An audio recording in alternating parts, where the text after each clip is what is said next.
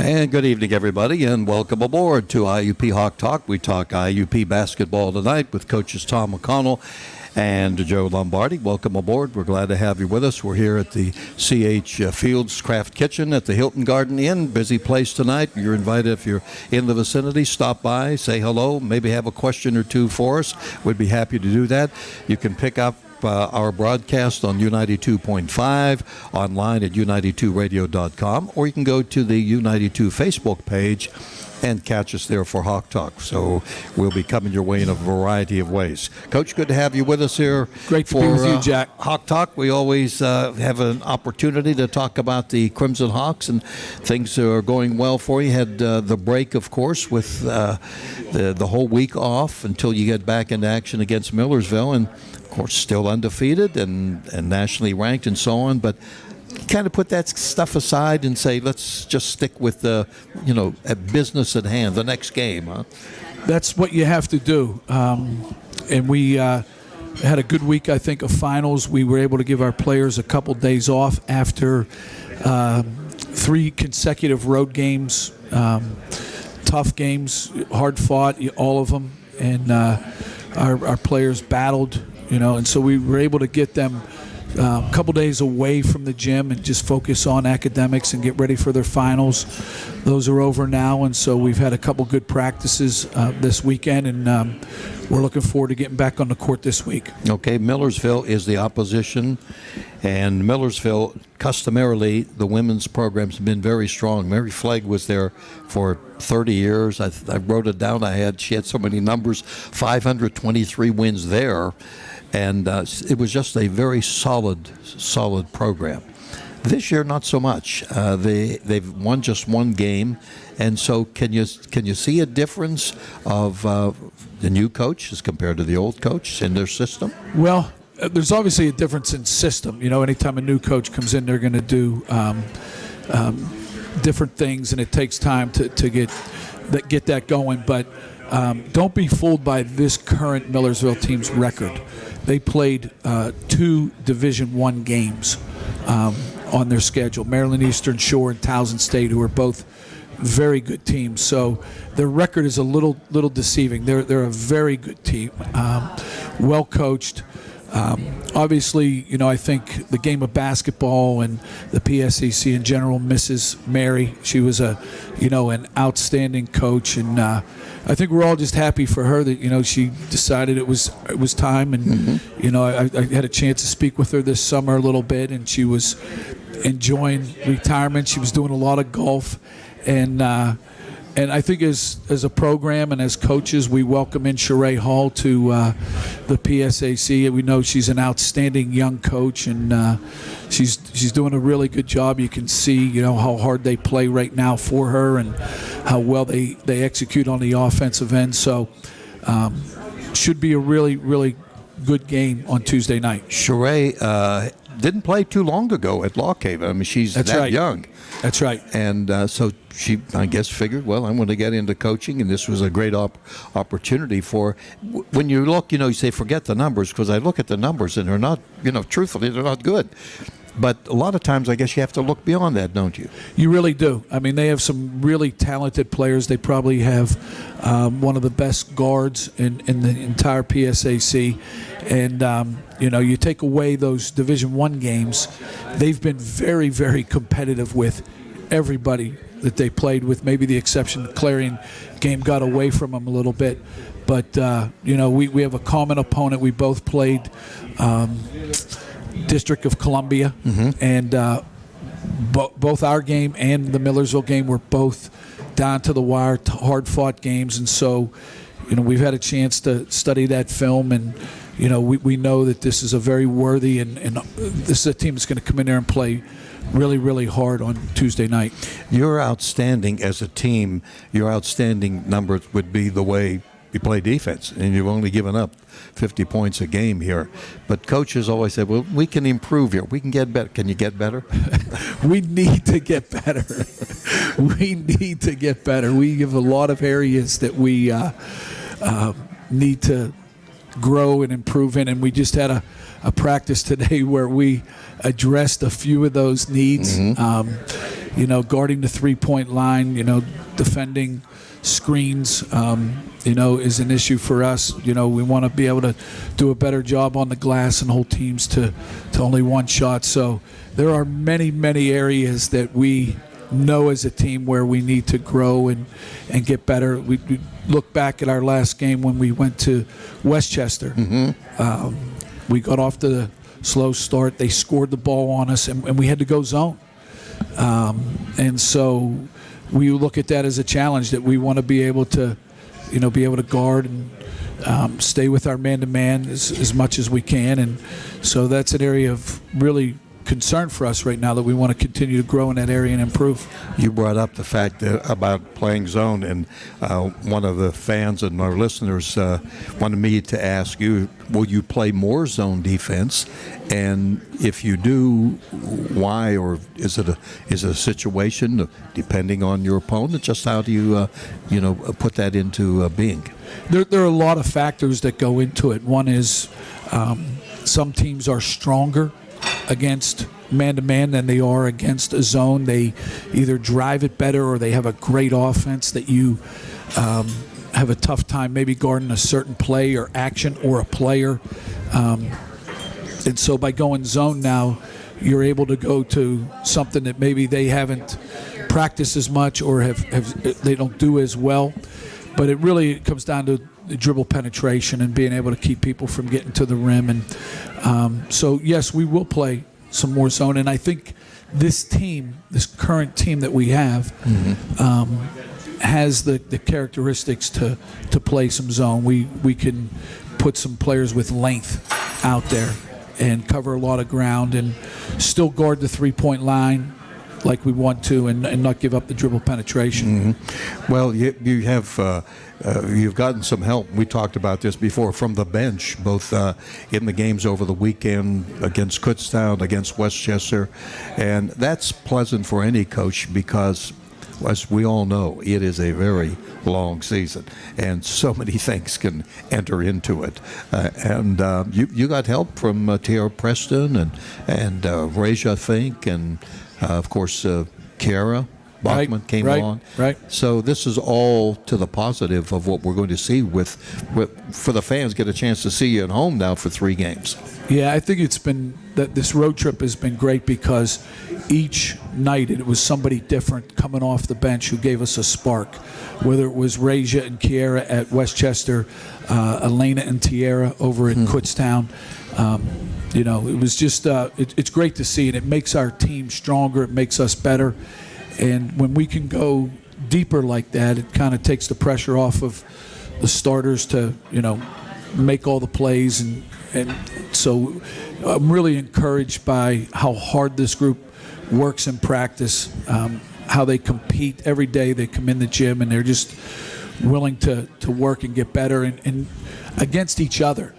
And that really makes for a great environment, and it makes us deeper as a team. I had another fan who said, you got to ask Coach about the fact that you just had finals. How do you keep them occupied when you're not playing for over a week?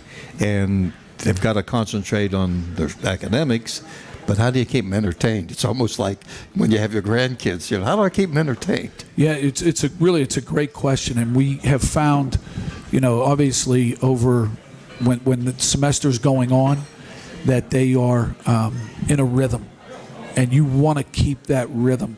And one of the things that I think you have to guard against during a break is them getting out of that rhythm and the way they sleep, their eating habits, practice habits.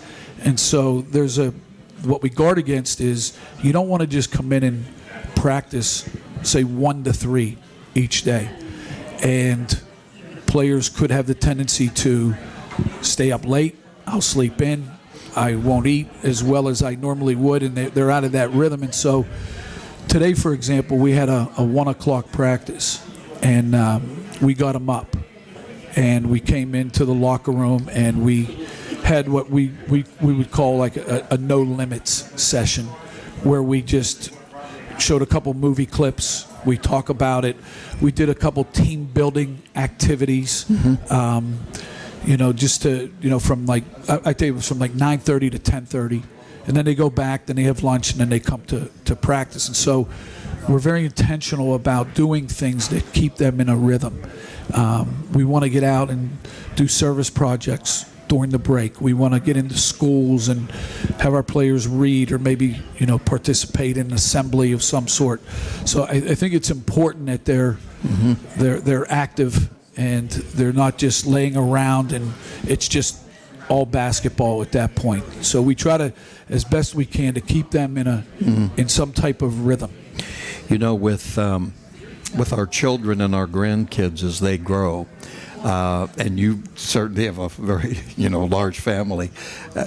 I'm thinking you said, well, we had them report at 1 o'clock. Do you find with the players, some of them are easier to get to practice than others? It's like, well, we know who's going to be last showing up and that sort of thing? Well, it's human nature. I mean, on every team you have players that you just... you don't have to name anybody. Players, you got to kick them out of the gym. They come early, they stay late, and, we got to get them out. And then other ones we got to kind of pull in a little bit. But the other thing that we try to do during the break is we'll bring in, if we have a 1 o'clock practice, we'll bring in at 9 or 9:30 a couple players at 9 o'clock or 9:30, and on Monday get these 3 or 4 players a couple individual workouts for 30 minutes. Nothing too strenuous, but get them in the gym and just have them work on different skills with the assistant coaches. And so there's different things that you try to do just to keep them in their rhythm, so they're not just laying around and it's not just all basketball. I don't think that's good or healthy for anybody. Sure, yeah. We're with Coach Tom McConnell. His team is 8-0. They are ranked 8th or 9th, depending on what particular poll you're reviewing. We said it's a long season, but this has been a consistent thing for women's basketball for quite some time. That we don't want to get spoiled. But it's a nice habit to have, that you're going to be contending all the time. And we know that the oppositions, the Californias are always good. Gannon dropped down a little bit. They brought the old coach in. They're back to where they used to be. That's kind of the thing that we look forward to each and every year, and I'm sure the players really look forward to it. You know what's funny? I learn more about the PSAC when we do this show than at any other time, because I try not to follow it as much. And Should I apologize? Not at all, not at all. And I just try to focus on us and our players and getting better and growing. And I know it sounds like a coaching cliche, but I really try to live it and just stay in the moment and focus on the next team. Like we play Shepherd on Saturday and Shippensburg on Sunday. I couldn't tell you their records, but I take that back. I know because of you. You bring them up, you know what I mean, and that's how I learn. But when Tuesday's game's over, we now turn the page, and move on. We now start to focus and get ready for the next one. So you keep me informed. I come here to learn every Monday night. Believe me, I learn a lot from each and every one of these games. By the way, the doubleheaders this coming weekend at the KCAC, Saturday, Sunday, are afternoon games. Women's games are at 1, men's games are at 3, so keep that in mind. We're going to be back in a moment with Coach Tom McConnell, and we have more IUP Hawk Talk. We're coming to you live from the C.H. Fields Craft Kitchen here at the Hilton Garden Inn. Always enjoy this, and if you're in the vicinity, as I said, stop by and be sure to keep us tuned in. We'll be back in a moment with the coach after we take this time out. Hi, this is Zach, and welcome to Gingerbread Man Running Company, proudly located in the heart of Indiana on Philadelphia Street since 2009. We offer the top models from the best brands of running and walking shoes. stop in today for your free gait analysis from our expertly trained staff. We are happy to help solve any foot or shoe issue you may have. Please visit our website for more information. Gingerbread Man Running. Catch us if you can. The Co-op store has the largest selection of IUP gifts and apparel. The Co-op is always there with its convenient location and hours. The Co-op store has been serving IUP and the Indiana community since 1933, and all profits are returned to the students through campus programs and activities. The Co-op has all your campus needs from the dorm to the classroom. Visit us online at www.iupstore.com. In with Coach Tom McConnell, and it's IUP Hawk Talk as the Crimson Hawks get ready for Millersville and the tip-off on Tuesday night at 5:30. So get there early, doubleheader games on Tuesday and then on the weekend too. A lot of basketball coming the way for the fans, and that's good because when you're on the road and you lose that contact with your local team, and we want to keep it going as best we can. I'm going to bring this up. You had mentioned no limits before, and I know this is something that the group has come up with of a logo or a saying over the years. And I notice whenever at practice and going with your shoot around and so on, that when you come out and you finish it up, it's like no limits. Tell us how that all came about. That's an interesting story. I have time. Okay. We, I don't know how many years back, one of the things that we've done over the years, Jack, is we've asked our seniors on the very first meeting to stand up and in front of their teammates state and declare, this is our vision for the year. This is our culture. This is the way we do things. This is the way we act. These are our expectations for our senior year. By the time they get to their senior year, this is their team. This is their time.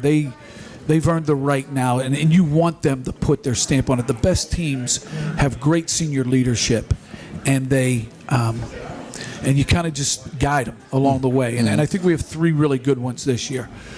Well, several years back, we always take that and we post it on the bulletin board in the locker room so it's visible and it's right there for everybody to see when they come in what the vision, what the expectations are. At the end of one year, I had noticed that, and I never caught this before, that the group had put on the board, one of the goals was, let's make a run in the NCAA tournament.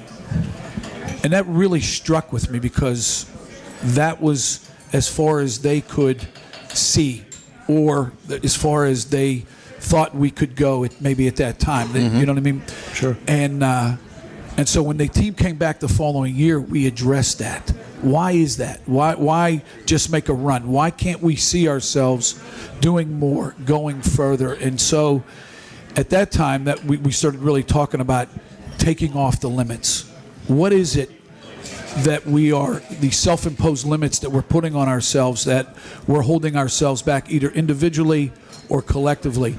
And from that time on, it really has grown, and it has become like a mission for our staff to really identify in individual players' mindsets or attitudes or habits that are preventing them from becoming the best version of what they can be, and same collectively as our team. And so we're very intentional now, and so we've, over the last several years, we've really started trying to be intentional about coaching the heart and the mind, and not just the physical skills and the talent. And so we try to hold sessions throughout the week where we kind of talk about those things, identify them, and just really pour into our players and get them thinking about their own mindsets or certain things that may be holding them back from them becoming their best.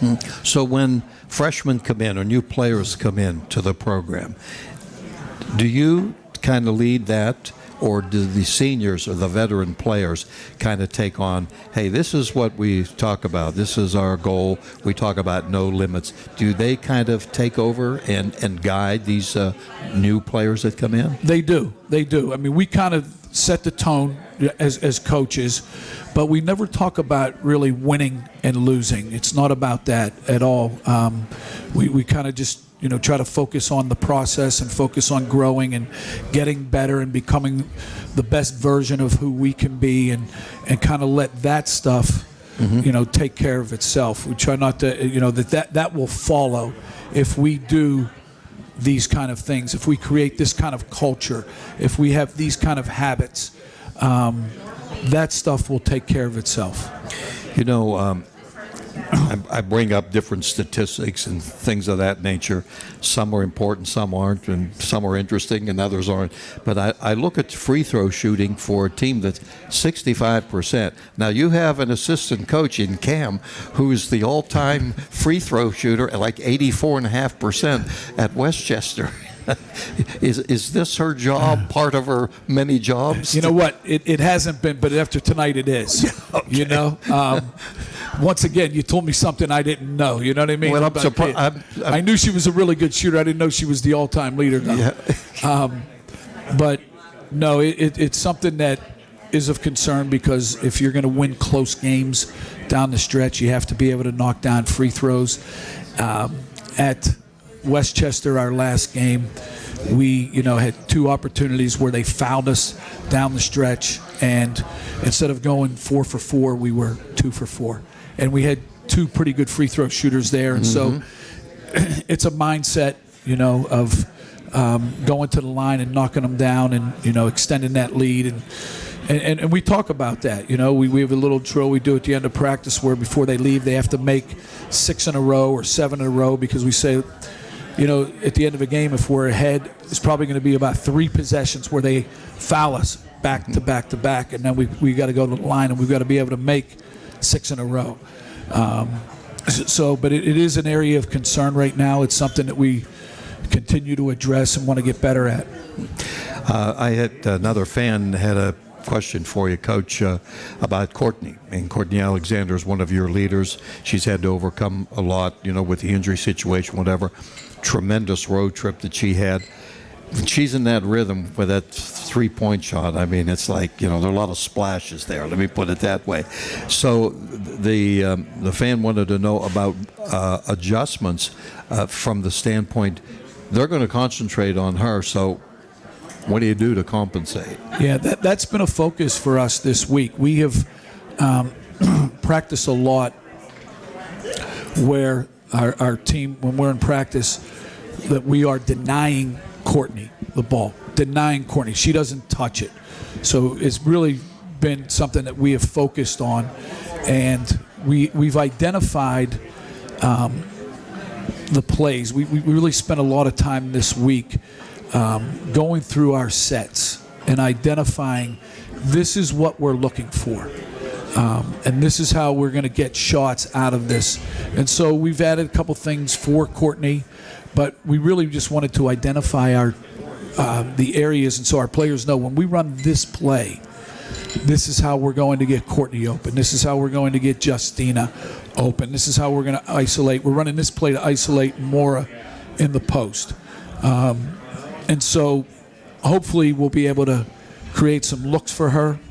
And the other thing is, too, now, if she's being denied, it opens up areas of driving for other players. And so other players now have to be able to make plays and make them pay for not helping off of her. Well, I noticed, too, that Maria, since she's come on and just has been fabulous from the standpoint of how she's grown since she came to the program, she's, penetrating more dribble drive and so on.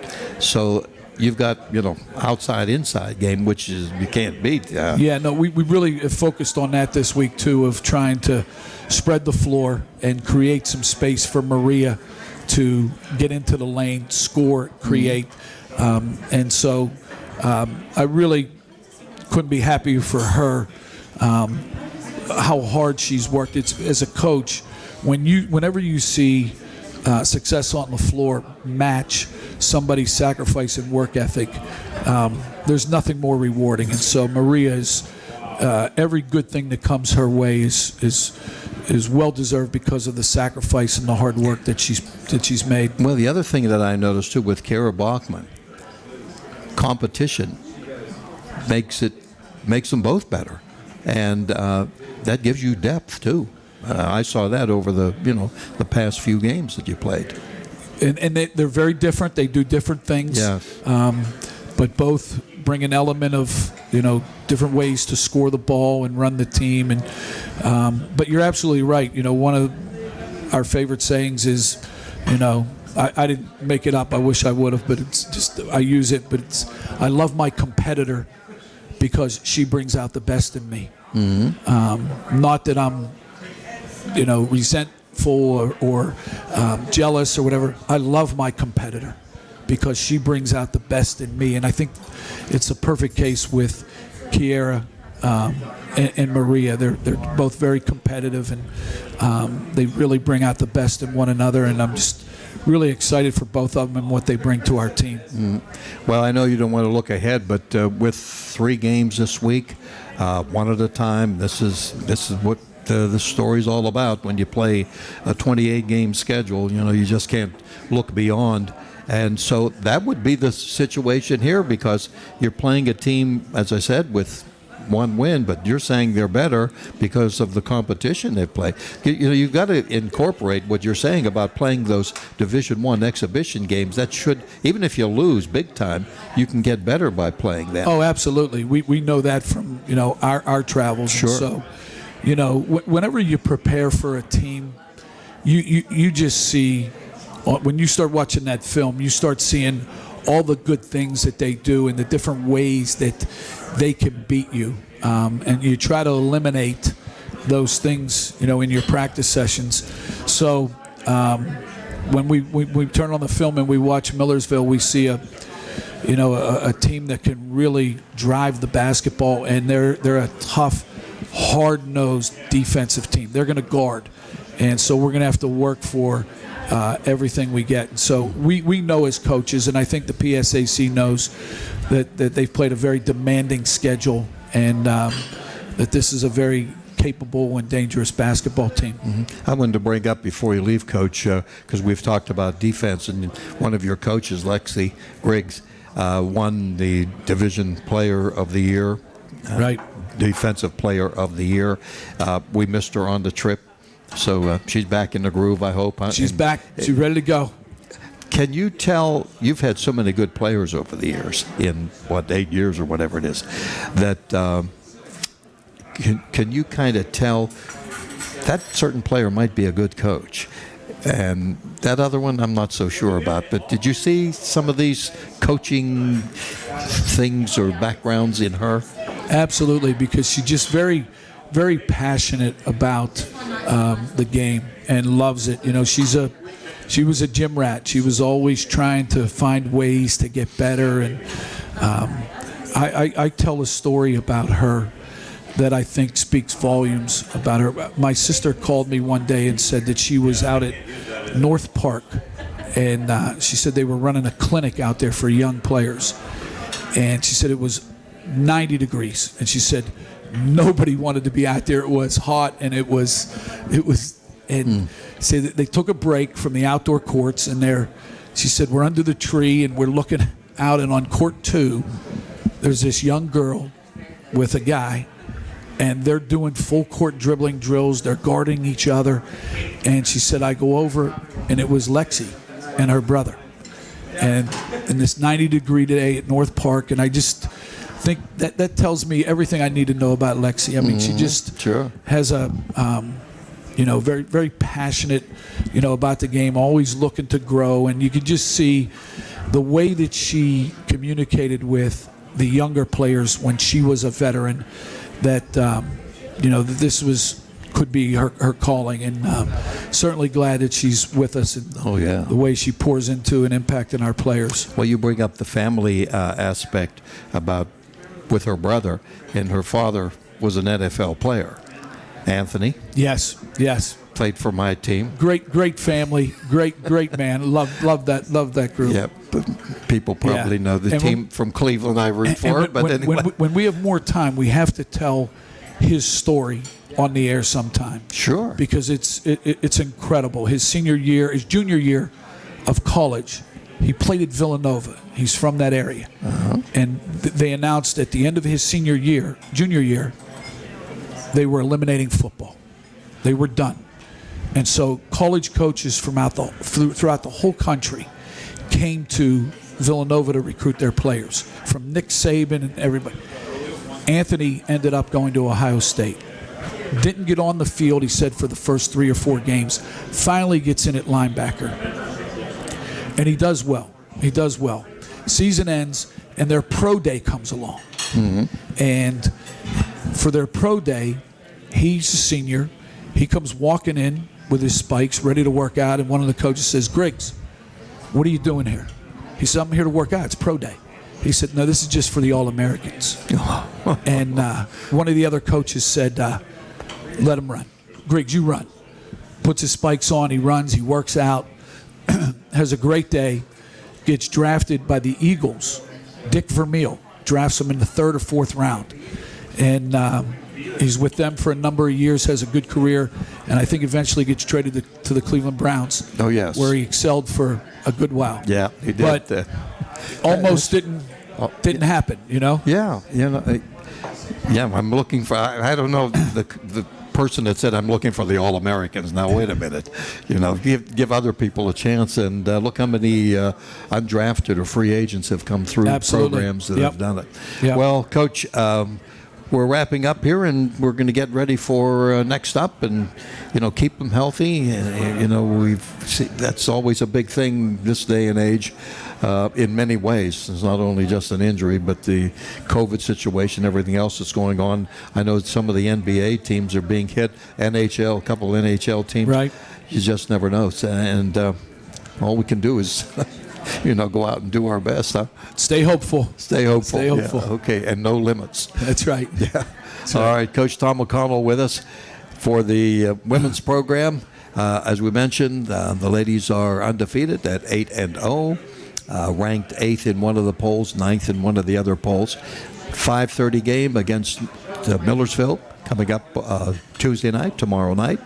And then later this weekend with afternoon games against Shepherd, and also going up against Shippensburg, which will be interesting too. Their coach has been there for so long. I remember when she was a player. So, they hang around the PSAC for a while, Coach. We'll talk about that sometime. Sounds good. Yeah. Coach McConnell, good to have him with us. All right, we'll be back with more IUP Hawk Talk, and we're coming to you from the C.H. Fields Craft Kitchen at the Hilton Garden Inn. And we'll be back with more after we take a time out and this message.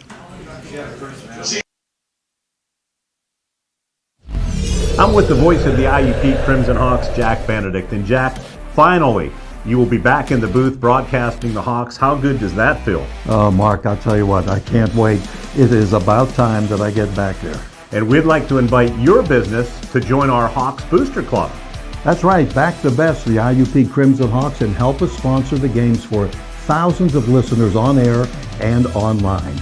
Check out the Crimson Hawks Sports Booster Plan, which is attached. Hey everyone, this is Ryan at Four Wheeling for Less, your local ATV and side-by-side dealership. We specialize in buying, selling, and servicing all major makes and models. In our sales department, we offer financing, warranties, and purchase appraisals. Our service department will keep you up and running for your next adventure, and our parts and accessories department can help you find whatever you're looking for. So whether you're looking to buy, sell, trade, or get service work done, visit our website, or give us a call, or stop by today. Hi, this is Zach, and welcome to Gingerbread Man Running Company, proudly located in the heart of Indiana on Philadelphia Street since 2009. We offer the top models from the best brands of running and walking shoes. Stop in. McConnell, as we talk IUP basketball, and it's called Hawk Talk. And we're waiting for Coach Lombardi. We'll see if he's on his way. We'll check it out. But we'll make you the designated something or other, designated basketball coach. Please don't ask me to fill in for Joe. No, I don't want to fill those shoes. Well, you and I have talked about this before because you coached men over at St. Francis for quite some time. And then you made the transition. Was there any particular reason that you made a transition there? It started with a phone call from my sister Kathy, who was the head coach at the University of Colorado. And she lost her assistant, and the phone rang one afternoon, and she invited me and my wife to come out for a visit and talk about, working with her. And we went out there thinking we were just going to have a great trip to Colorado. We'll visit with Kathy. It's a beautiful place. And we fell in love with it, and just really, the idea of working with Kathy and alongside her was very intriguing, and that's how it, all started. And we talked about the differences of coaching men and women, and I think maybe more than anything, the women's game has come along a long way. And we also alluded it a couple of times about the 50th anniversary of Title IX. And I happened to run into Commissioner Steve Murray on the road there. We had breakfast together, and we talked about, he mentioned, you were present at the time too, the fact is they're going to honor the Women's Day in Sports coming up in February. Now, they had done that for quite a while, but, of course, I think COVID interrupted everything last year. But I think that's great. I think that's just tremendous that that's coming about, and we'll get the word. I think it's the first week in February. Yeah, and I got a kick out of that. You dropped about 4 or 5 different names that he didn't think of. And, you mean former coaches? Former coaches, former players. You were talking about people that could be on the list, and I just thought Jack's going to end up on that committee. You watch. He knows everything and everybody about PSA, basketball. So I wouldn't be surprised if you get that phone call. And we had a good talk, at that time about Ruth Podbilski, with Steve, and that is one of the pioneers of IUP and PSAC women's basketball that they plan on honoring. So it's that'll be very special. Well, I'm glad you brought that up about Ruth, because way back when, I've been fortunate to probably cover women's basketball almost 30 years, but at one time it wasn't on the radio. But Ruth was there. She said, she was all of the men's games. She went to the women's games when they played, and we didn't have the double headers the way we do now. She said, we got to get this women's games on the radio, Jack. And she was relentless. Relentless, that's the word. And just thank God for Ruth. And we're thankful for everything that she did to lay the groundwork, and we're reaping the benefits now of all the things that she. It's her vision. She saw what it could be. And so we're thankful to her. Well, what was nice, too, is, as a matter of fact, she lived a very long life, and that was great. We were so happy to have her around for so long. She had the opportunity to see some of these great women's teams that came along, and the way it's to where we are today, and she was a part of that, which was just super good. One of the things that we tried to do is, in order to keep her legacy alive, is we have created a leadership award in her honor that we at our banquet each year.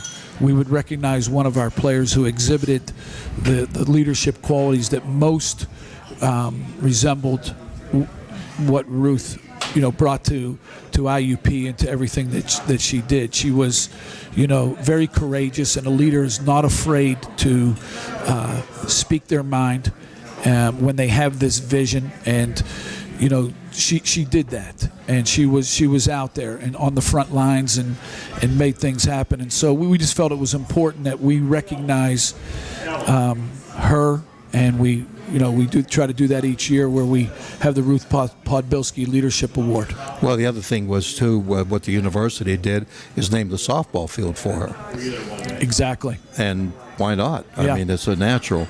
And, of course, she's in the IUP Hall of Fame. She's also in the Slippery Rock Hall of Fame.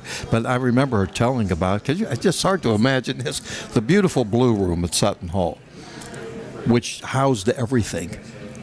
I mean, they housed women's basketball games. Yeah. Way back. Yeah. look how far we've come. Now you didn't No, broadcast games. no. Okay. I missed that. I missed that. I was on my way up somewhere. Okay. I'm not sure really where it was. A lot of people associate, of course, the McConnell name with basketball. Why not? You have had your family's just tremendous. Give us an update of who's still coaching and where they are. I know some of them, but I can't keep track of all of them. Everybody's in Western PA right now. Susie and Kathy, as you know, they work together at Pitt, and Susie is the head coach. Kathy is the associate head coach. Right now, Susie is taking a couple years off, but she's jumped back into it. Her husband, Pete, is the Upper St. Clair girls basketball coach. Oh, okay. And so they work together. And she is having a blast. She's enjoying it. She's impacting young people through the game. And she's a teacher at heart, loves to teach. And so she's just loving every single minute of it. And Kathy's right down the road as the head girls coach at Trinity High School. Mm-hmm. Had a tremendous season last year. I don't know if I'll get this right, Jack. I think maybe lost 2 games. And not many, huh? And one of them was to Chartiers Valley, who's my brother Tim's team. And he has moved over to the women's side, the girls' side, where he got a chance to coach his daughter, Megan, who's now playing at Duquesne. And he's enjoying it. He's loving life. He says, if I would have known it was this much fun, I would have done this years ago. And so everybody's kind of in Western PA. And then my brother Michael is a college referee. Oh, is that right? Yeah, and he has done some really good games. And he himself had a chance to do a couple Final Fours in the last couple of years. Oh, wow, that's that's good level to be on. So obviously, well, you also have a family connection to the NBA. TJ. Yeah, TJ. Yeah. Now, TJ just got hurt. I don't know if you saw that. I didn't know that, no. See, I'm learning things. Yeah, see, there you go. I shared one thing with you. That's good to know. But he hurt his hand, had to have surgery, so he's going to miss a couple months. Hoping to get back by the end of the year. We'll see what happens. But prior to that was really doing well, and we had a lot of fun as a family. Just he was in Western PA for the summer, and just a lot of fun just watching him work and what it takes. And he really got in the gym and he was shooting and just really working on his skills. And one of the fun things was some of his NBA friends would come in and work out at the Char Valley gym. And, we had a chance to, witness that. So that's been a great thing for our family to be able to, watch him and root for him. And just, I think it just has been amazing. We're with Coach Tom McConnell. He's substituting here and extending our program today, but that's okay. It's beautiful. We talk basketball. I'm going to go into on the men's side just a little bit with the unfortunate injury to Shondell Jones. What a great young man, beyond the 25 points a game, and just how he's come on and been unbelievable. Have you had a situation? Well, you've had situations where you've had to deal with players, and ACL is more prevalent in women's basketball. How do you deal with that and compensate? You've got to do something. It's a really difficult thing for everybody involved, and so just my heart goes out to Shondell and his teammates, and he's a very special player, and they have a special team and still do. And it's going to be fun for me, and I think for fans, to watch Joe rally his team and how they play and come together. And I think it's going to be a very exciting year for this. This is a very deep team, very talented team, and I think there's people are going to be just really surprised and just how this team really comes together. I don't know if surprised is the right word, but proud of this team and the way they come together. But yeah, as you mentioned, it is very prevalent on the women's side, and we've had a number of players do it, and it's very hard. You walk through it with them and their families, because they know what the next 9 months are going to entail, and it's not going to be easy. And it's for them, it's not just the physical rehab that they have to do, but it's dealing with it's you're mourning a death of a dream of something that you've worked really hard and sacrificed for, and there's a lot of alone time. Your teammates are now moving in this direction, and they're getting ready for games, and you find yourself doing your rehab one-on-one, and so there's an emotional toll that I think players go through, and as coaches, as best you can, you try to. You can't do it with them, or I shouldn't say for them, but you try to let them know that you're walking, through this with them, and they're not alone, and you're going to come out the other side. And we've seen that with Lauren Wolasek. We've seen that with Madison Kerr. We've seen that with Brittany Robinson. They go through these experiences. Anna Holland, same thing, and now Courtney Alexander. And so when they come out the other side, I think they have a different perspective, whatever that might be, greater appreciation for playing, whatever it is. But it's definitely not an easy thing. But Shondell will have another year. He'll come back stronger, better than ever, and just. We can't wait for that time. Yeah. But I think the big thing right now is he knows that he has his teammates, his coaches' love and respect, and the love of these fans, and everybody's behind him and rooting for him, and can't wait for him to get back out there. Mm-hmm. All right, we're going to take a quick break, and I have another question about redshirting that just entered my mind that maybe we can follow up on. We're with Hawk Talk, and we're here at the Hilton Garden Inn. We do this every Monday at 6 o'clock, 6 to 7. We will have another show for you next week. The Monday following Christmas, we take that Monday off, but we'll be running it through the season. So we'll return to Hawk Talk here at the Hilton Garden Inn with the coach right after we take this time out. Hi, this is Zach, and welcome to Gingerbread Man Running Company, proudly located in the heart of Indiana on Philadelphia Street since 2009. We offer the top models from the best brands of running and walking shoes. Stop in today for your free gait analysis from our expertly trained staff. We are happy to help solve any foot or shoe issue you may have. Please visit our website for more information. Gingerbread Man Running. Catch us if you can. The Co-op store has the largest selection of IUP gifts and apparel. The Co-op is always there with its convenient location and hours. The Co-op store has been serving IUP and the Indiana community since 1933, and all profits are returned to the students through campus programs and activities.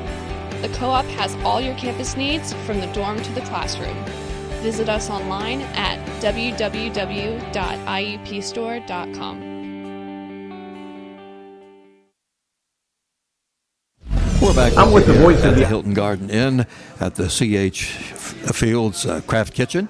Good to have you along. Coach Tom McConnell sitting in with me here for the next final segment of our show this evening.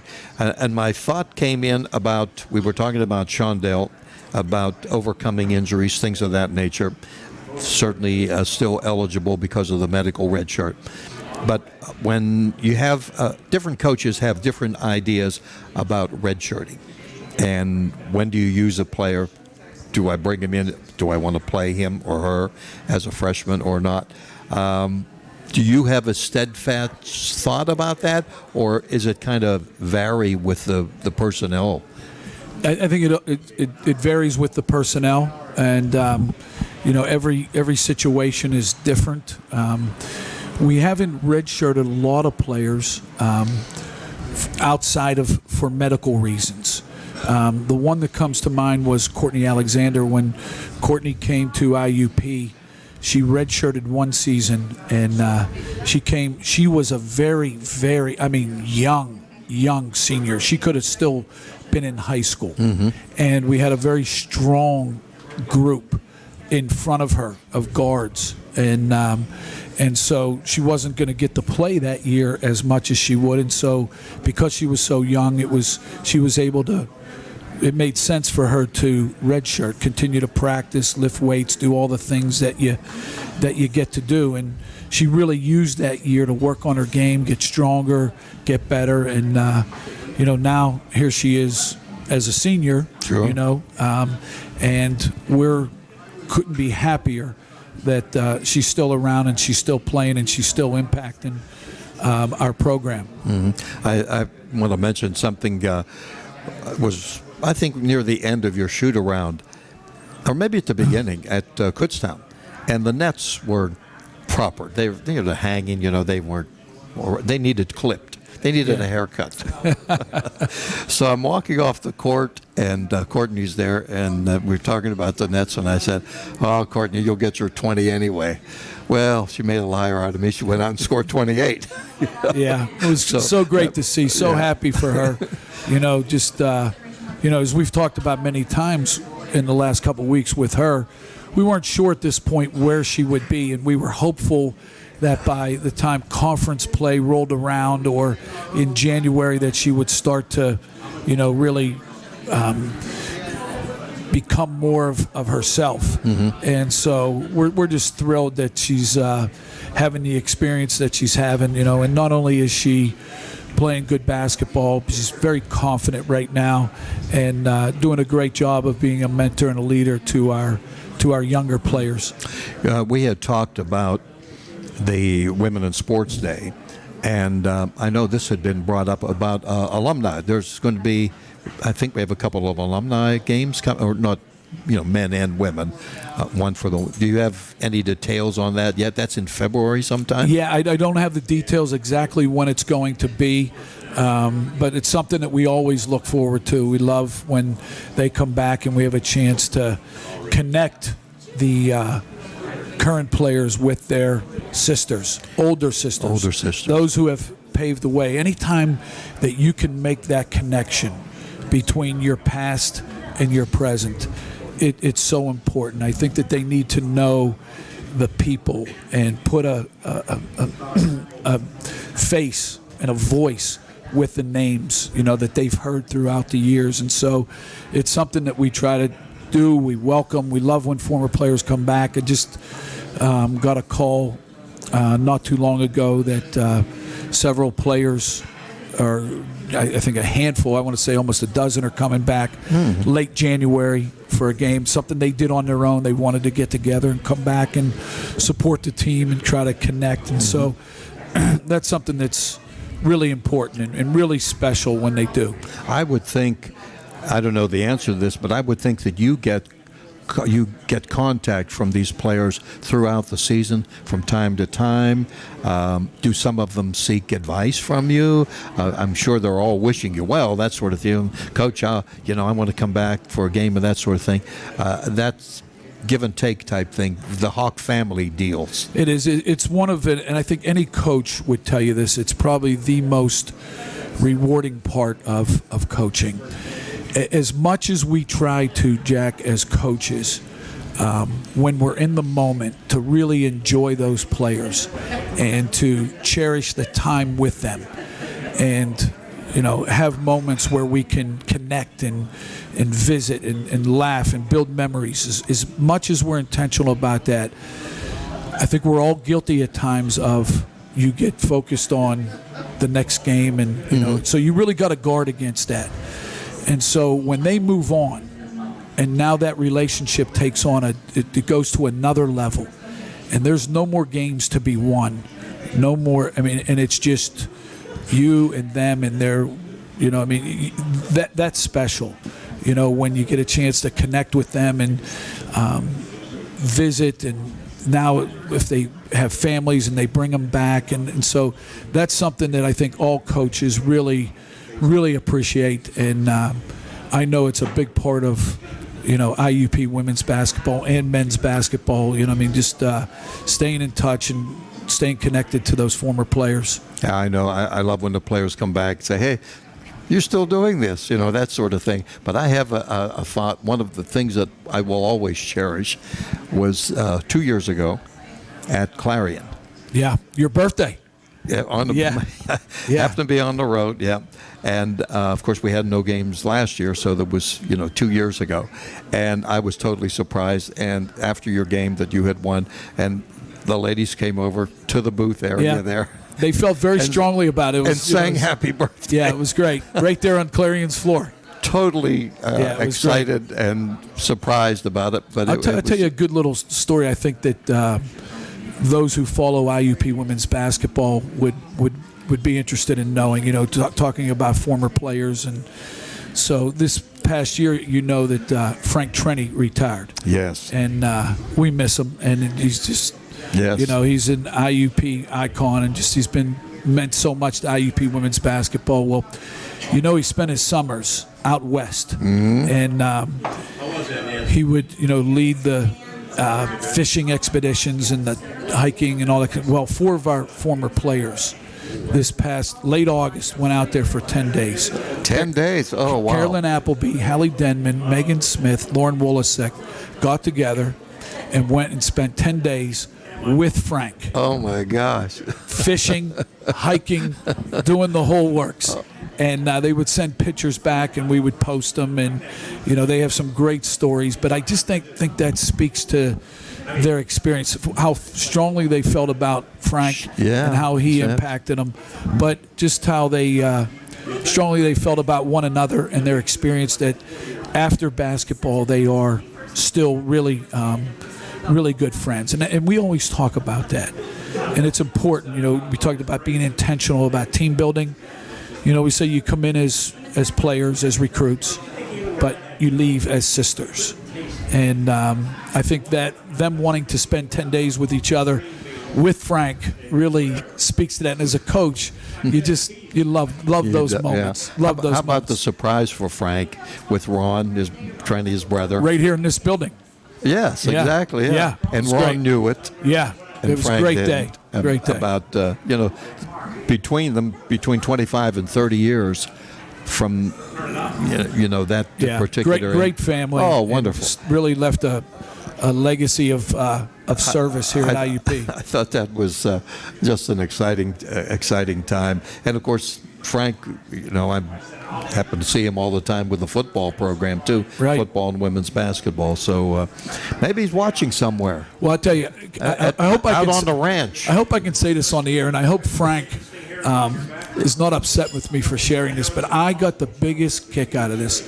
One of the first home football games we had, we did a IUP women's basketball tailgate, and I'm walking, kickoff had just happened, I'm going into the field, into the stadium, and Frank was still outside enjoying the tailgate. He didn't have to go in.